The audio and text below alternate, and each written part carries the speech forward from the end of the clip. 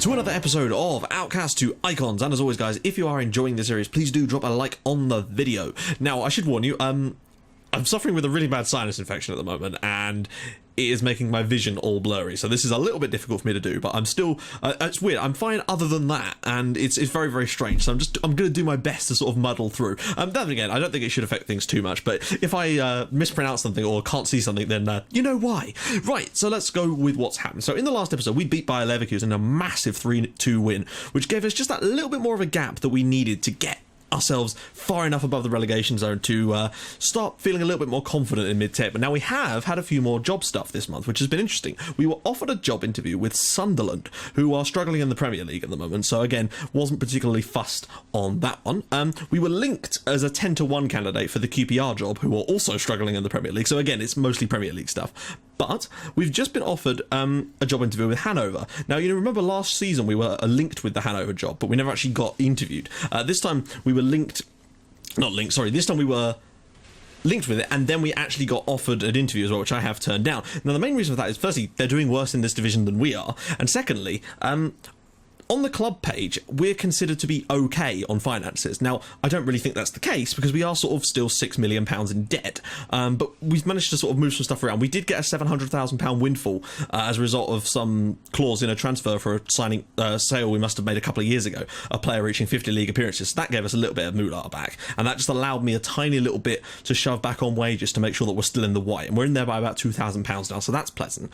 But Hanover are considered insecure, and I didn't want to be doing that kind of move, so I think it might have to be an end of the season type of job where we can have a look in the summer, but particularly as I've not extended my contract, we should be able to start looking towards the end of the season, so only time will tell how well that's going to go. Right, let's get into what's going on with us this season. Now, after the Leverkusen game, I was really keen to get back on the horse because, you know, we wanted to try and I really did want to go to Freiburg and win. It was so huge for me that we could try and go there, and it just wasn't quite possible. And I think they probably did deserve the goal they got. It was just a shame to have it come so late on, right as we made some substitutions as well, which was a pain. But Revaz doing what he does, and he's a shoo-in for me as our player of the season. I can't see how he won't be player of the year for us. He's been absolutely fantastic. And yeah, 51 minutes gave us a lead. Unfortunately, Christopher Kraus then had to go off, and he's going to be out for 5 to 6 weeks, so he's certainly not back yet, I don't think. Trying to think how much time has passed. I did get an interview question about it in the pre-match build-up, but I still don't think he's going to be back. Unfortunately, Emmanuel Ventos equalised for Freiburg late on, but we still managed to get a point, and it's certainly better than losing to them, because that would allow them to gain ground on us, and that was the thing I was keen to avoid, basically. But not the worst result in the world, really, I suppose. A point away from home. You know, we've only had those away wins. We had the one against HSV, which was fantastic, and obviously that one at Gladbach, which was just a complete not clusterfuck. Well, it was from them. I just don't know where that came from. We need more form like that. Unfortunately, next up we had Bayern, and I have to say, we were not as bad as I thought we were going to be. Thomas Müller scored in the opening, from the kickoff, they scored, and Müller put them in front. Unfortunately, things kind of just went from bad to worse from us in this game in terms of not on the pitch in the scoreline sense. We were actually not too bad and had a couple of chances ourselves, but Todorovsky's serious injury in 41 minutes and then Bojic having to go off as well, it just kind of limited our opportunities, and unfortunately we ended up going down to a 1-0 defeat, which was a shame because we were so close to what could have been a really, well, not so close, but I felt like we were in this game. Jacko had a couple of chances, but he wasn't able to get them past Manuel Neuer, and I guess you can kind of understand why. He's a very good goalkeeper. But 50,000 inside the stadium certainly helped us out with that as well, but we're not even filling it with games against Bayern Munich, so if that gives you an idea of the situation there. Next up, we had an absolutely vital game against Mainz, and this was an absolute humdinger. Bartosz Kapushka, now that he's back, managed to score and put us 1-0 up after just 2 minutes. Unfortunately, we were idiots and conceded a penalty which Denis Prichinenko equalised for Mainz with, and that was annoying because we started off relatively strongly, and then unfortunately Yehuda Kamari put Mainz 2-1 up, and I was worried. Losing to the bottom club would not be a wise decision on our part, but we had a chance to get ourselves back in the game when Kelvin, we won a penalty. I think it was actually Jalari that won the penalty, but Kelvin took it and he bastard and missed it. So I thought, right, this is not going to be our day. We're not going to end up getting anything from this game because, you know, when you go from playing well, suddenly concede 2 goals, including a penalty, and then miss a penalty, it's not going to be your day. But in the second half, Ryan Jacko proved why we love this lad so much. 56 minutes, grabbed us an equaliser. Good stuff. Next, we were able to change a couple of things around. I mean, only sort of a couple of little changes here and there, but it was Jacko again making it 3-2 on 68 minutes, and oh, happy days. I thought if we could hang on to a 3-2 victory away at Mainz, that would be massive for our season. It would give us a really good boost and get us close to that sort of, I want to try and get sort of 35, well, I'd like more than that, but 35 points is where I'm sort of aiming at immediately. That's my initial aim, and I want to see if we can get more than that, of course. But there was a sting in the tail, and Talon no, wait, hang on. Apologies for this. Wait, let me just get this right. I need to read it properly. Faizulahu? Yeah, we'll go with Faizulahu. Equalised for Mainz with 10 minutes to go, and I was a little bit gutted, if I'm honest. And but of all people, Kursat Bayrak, who'd obviously come on to replace Kelvin in this game, from that left-hand side, just getting in there and doing what Kelvin's done a few times for us this season, winning it for us in the 89th minute. I think that may not, well, certainly his first goal of this season, I can think, oh, has he? Point is, it was a massive goal for us, and a 4-3 win in what was an absolutely fantastic match to watch. Shame it wasn't live complex, it would have been a cracker. But 4-3 in the end to us, and that was a big win because it gave us that little boost we needed. Next up, though, we were at home to Braunschweig, and as was the case when we played away at them, we lost 1-0 in that game due to Stefan Reinhardt. But in this one, we were definitely the better team, and we were very, very unlucky. Fabian Filipovic scored for them just before half-time, and we just couldn't seem to... I mean, they only had 6 shots in the entire match, but we didn't hit the target that much today, and that was an annoying feature. Like, we had some clear-cut chances that all missed the goal, and that was a pain in the arse. We were probably better than the scoreline would suggest. I feel we were a bit unlucky in this one, but then maybe we rode our luck a little bit at times in the Mainz game, so it swings and roundabouts with these things. But a defeat nonetheless against Braunschweig, who were on a bit of a freefall at that point, and that win really has boosted them. Next we went to Red Bull Leipzig, who, well, we weren't expecting to win there, but we actually put in a better show than I was expecting, if I'm honest. Alexander Ring gave us the lead, but then Insterheiler and Matthias Hornsack equalised for Leipzig, and we held on for a relatively long time, but it was more of a case of holding on. As you can see, they dominated, well, not dominated, they had more possession than us, and that's a rare thing. And then Yannick Vestergaard, with 10 minutes to go, gave Leipzig the win they need, because obviously they're trying to chase Champions League football, so they've got one hell of a team here, and yeah, we weren't quite able to deal with that. But all in all, some all right. I mean, we've gained 4 points in there, which isn't the worst thing, I suppose. It's 4 points in 5 matches, which isn't fantastic, but there were some tough games in there. Bayern at home and Leipzig away were always going to be difficult. So let's take a little look at how the league's shaping out. At the moment, Bayern are obviously 14 points clear and cruising. We're currently sitting in 11th now, but it's very, very tight between us, Cologne and Braunschweig, and as well as Hamburg. So it could go either way with that at the moment. Then there's a little bit of a gap, 5 points down to Nuremberg, and then obviously 6 down to Hanover. So we're 6 points clear of the relegation playoffs. But as you can see, Freiburg's results have sort of keyed up a little bit this month, and they are starting to catch up with the teams above them. Mainz I still think are completely dead in the water, though. That's what I would say. Also, with regard to Jalari being our player of the season, I have to say mad props to Gyoko Todorovsky, who's still in the top 4 average rating in this league, because he's just so solid in the middle, and he loves a tackle.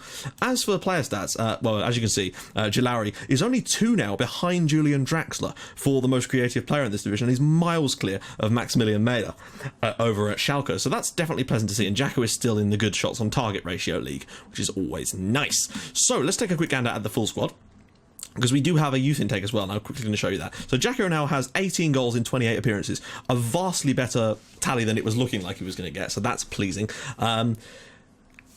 Annoyingly, Halkic has been out on loan at Heidenheim, and he was banging in the goals, but he's had 2 really serious injuries this year that's really prevented him from doing well. And it's a shame, because as you can see, 8 goals in 12 matches is pretty damn good. Kelvinson, though, was 7, and Jalari was 6. As for assists, Jalari's not really picked up that many this month, which is a shame. Same with Man of the Match awards, unfortunately. As for average rating, Todorovsky's miles up there. Jalari's still a little bit low, and I don't really know why. But look at that tackle.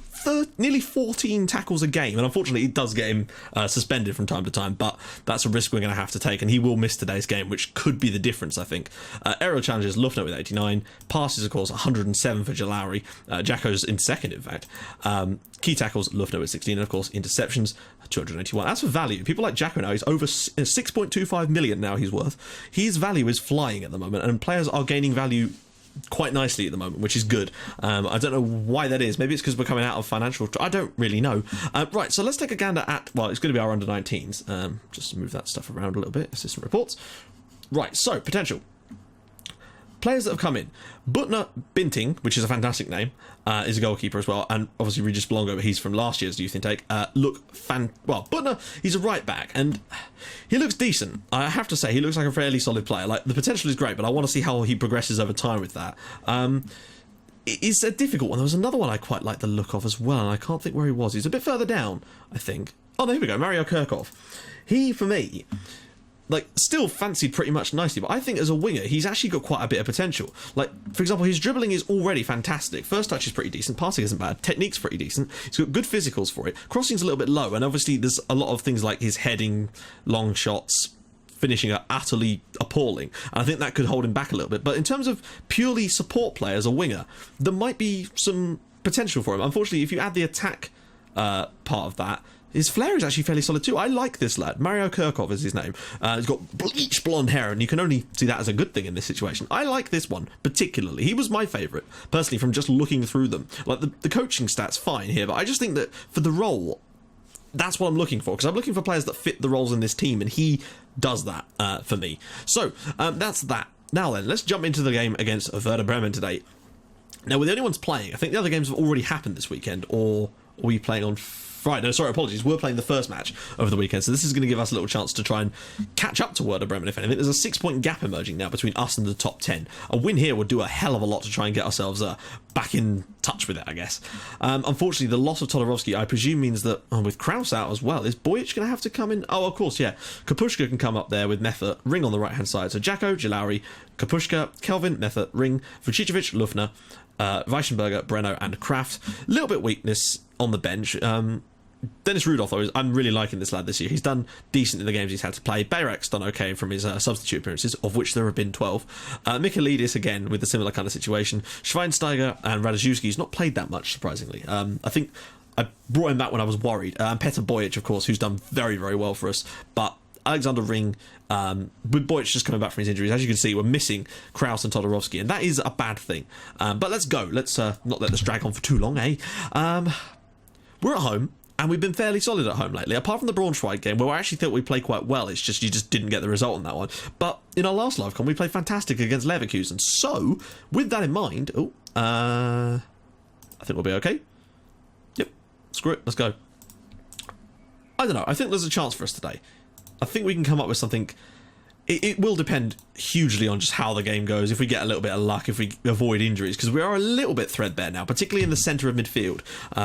We're kind of down to bare bones in that area, and that's a kind of a worry. With both Kraus and Todorovsky unavailable for this game, that is a bit of a worry, but I'm hoping Kapushka can be our sort of creative gold mine for us in this one. Oh, and there we go, he's injured, perfect. Right, look what you've done there, Matt, you've jinxed it. Right, who have we even got off the bench? The problem is, Bojic, do we risk it? Do we risk it? I don't really think we've got much choice. Hang on, let me just check. What about Radziewski? How well is he equipped to play that position? He's just not as good. To be quite blatant about it. I can't believe that. That's another injury in a really key area for our team. One of the areas where we actually have some of the most players in, surprisingly. Nedvedev. Oh, now they've scored a free kick. Just to add insult to the injuries of our support. So far, we've actually, if you look at the possession and passing, we've been great, but we just haven't been able to break them down, and now they've gone and got a free kick.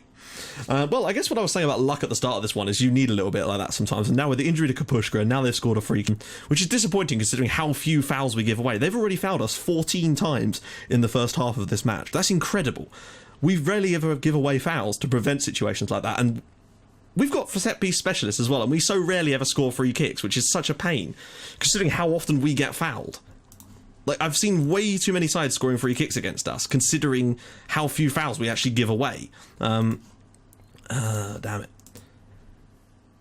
We may have to go attacking at sort of 60 minutes perhaps and try to come back into this, because we've not even been that bad, but they've got the goal and that's all they really need. And I think this is all the hallmarks of now a 1-0 win for them, and I don't want that at all.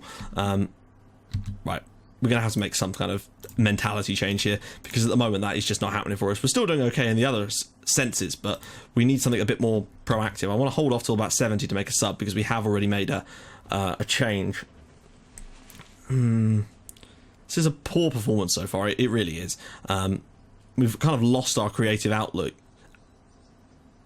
Yeah, we're just doing nothing at the moment. And that's the problem when you've got your 3 best creative players out. Although Jalari is there, and maybe I could swap them over.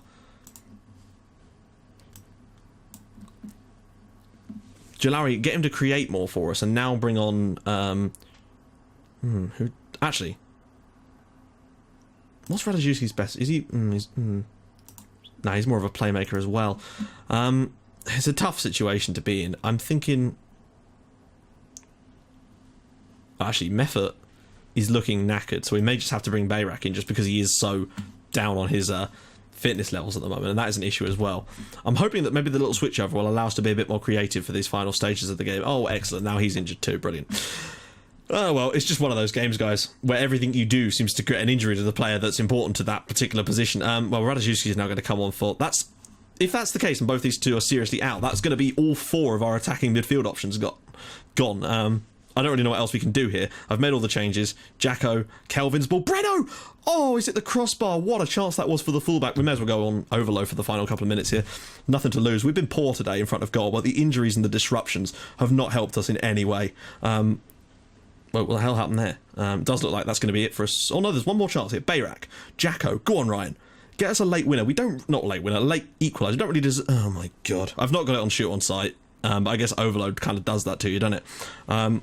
Looks like we're going to go down 1-0 at home, which is a poor one for us, really. And that's certainly going to make sure that we're never going to get any chance to catch up to 10th place teams. But we've not been good enough tonight. The injuries certainly haven't helped us, but we just weren't good enough in general. That was disappointing, but now I'm really worried, is the main thing, basically. I am worried to shit about, well, all 3 of those players now. Damn it. We can't lose Jalari. Or Kapushka, really. Like, it's one or the other. Right, inbox. Please, nothing serious. Fitness concern. Okay, so he's very tired, but nothing dodgy. It's fantastic. Right, okay, that's good. In that case, that's okay, but that is 3 straight defeats in the league again, and we don't want to go on another bad run like we had before. I don't want to go onto a bit of a spiral. That's 2 home defeats without scoring a goal. In fact, that's 3 home games in a row that we've lost 1-0 without scoring. We need to pick that up, and we've got Schalke at home next. That's going to be a toughie for us. We're into a bit of a downward spiral. Here's how the league is looking currently. That's not really made any difference to us, but all the teams below us have a game in hand on us, so we could fall down as far as 13th with a couple... No, even lower, as far as 14th with a bad result with good results for the other teams over the weekend, so that could be dangerous. So, in the next episode, well, obviously we're going to be wrapping up the season in the next episode with an away match at Hoffenheim, so that's going to be tough. Winnable games coming up. We've got Nuremberg away and Hanover away. This is going to be a really tough run-in for us. We're going to have to try and pick up points where we can. Köln, Hanover and Nuremberg all away from home, though. And then we've got to play Schalke, Wolfsburg, Gladbach, and then at home, and Hoffenheim away. This is a really tough run-in. We've got 29 points right now. We're going to need to get at least 5 or 6 points from that. I'm going to have to try and see if we can win one of those away games. I don't know. Anyway, guys, if you like what you've seen, please do drop a like on the video. And if you'd like to even more than that, please subscribe to my channel for more Outcast icons and From the Shadows in your inbox every single day at 5:30 and 8 o'clock. And I will see you guys in the next episode for the final game of the season, and what could be our final game in charge of Hertha away at Hoffenheim. And who knows, that could be a relegation battle of a game, not admittedly because Hoffenheim are in it, but we could be fighting for our lives by the time that game comes along because our form lately has been piss poor. I'll see you guys soon. Thanks for watching. Bye bye.